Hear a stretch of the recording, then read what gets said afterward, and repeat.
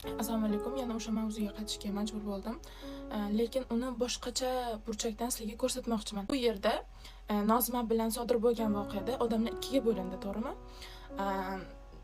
Qo'pol qilib aytganda, o'sha nima deydi, yordam bergan odam tarafda bo'ldi. Bir odamlar, ba'zi odamlar esa Nozima tarafda emas, adolat tarafda. Nozima uchun adolat tarafda bo'lyapti. Bu degani, men o'zimning fikrimni aytaman. Bu Nozima uchun adolat tarafda bo'lgan odamlar sog'lom fikrli odamlar. Chunki bu yerda fanatizm juda ham katta rol o'ynayapti. Bu fanatizm eng yomon tarafi o'sha bitta odamga ishonib, deylik u bloger bo'lsin, sportchi bo'lsin, yulduz bo'lsin, o'sha odamni nima degani, nima qilsa hammasi to'g'ri degani. Fanatizm bu juda ham eng katta nima deydi? Yomon narsa.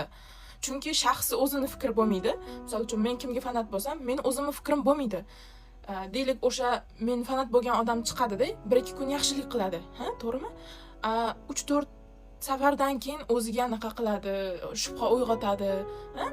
O'sha paytda men agar ko'zim ko'r bo'lib, yo'q, bu yaxshi odam, bunga savol berish kerak emas desa, bu fanatizm. Fanatizm o'zi qanday yuzaga keladi? Birinchidan his-tuyg'ular bilan o'ynashadi.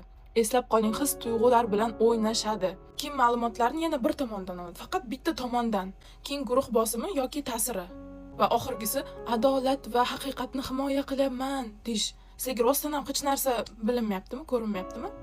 Mavzuni endi ko'ndalangiga qo'yamiz. Qisqa qilib aytadigan bo'lsam, bu yerda juda ham katta yolg'on bor. O'sha savob qiladigan odam ham yolg'on gapiryapti, xo'p, uni chaqirgan bolalar ham yolg'on gapiryapti. Nimaga? Nima uchun?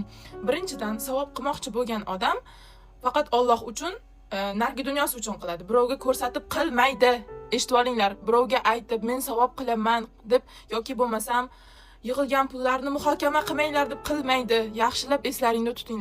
Yana savob qiladigan odam faqat bir tomonning fikrini eshitib, hali o'lik haqida ekspertiza xulosalari yo'q bo'lib turib, bitta ayolni vaholanki o'sha ayol hayotlik paytida o'sha ishlarni rostdan ham qilgan bo'lsa ham, xulosalarsiz ichgan yoki bo'lmasam boshqa narsalarga chiqarib qo'ymaydi. Agar rostdan ham savob yo'lida qiladigan bo'lsa, Dalil.uz bilan birga pryamoyda gaplashildi, to'g'rimi? Gaplashilganda o'sha Nozimani eksi bivshisi bilan savol-javob qilayotganda nimaga uni himoya qildi? Sizlarga ham hech narsa bir anaqa g'alati tuyulmayaptimi? Gapirayotganda, unaqa bunaqa deb rosa himoya qilib, rostdan ham sizga hech narsa g'alati tuyulmadi. Nadir olmagan bo'lsam, nimaga men uni himoya qilaman? Hali ekspertiza chiqmadi deyapti. Chiqmagan ekan, ular qayerdan biladi rostdan ham o'sha odam o'sha voqeaga aloqasi yo'qligini? Yaxshilab fikrlab, kallani bitta joyga qo'yib, sal logikani ishlatinglar. Chunki bu shart, bu hozirgi zamonda shart. Men shaxsan shunaqa deb o'ylayman. Agar shunaqa ishlarga logikangizni ishlatmasangiz, hozir atrofda nimalar bo'lyapti? To'g'rimi? Mediada har xil narsalar ko'rsatyapti.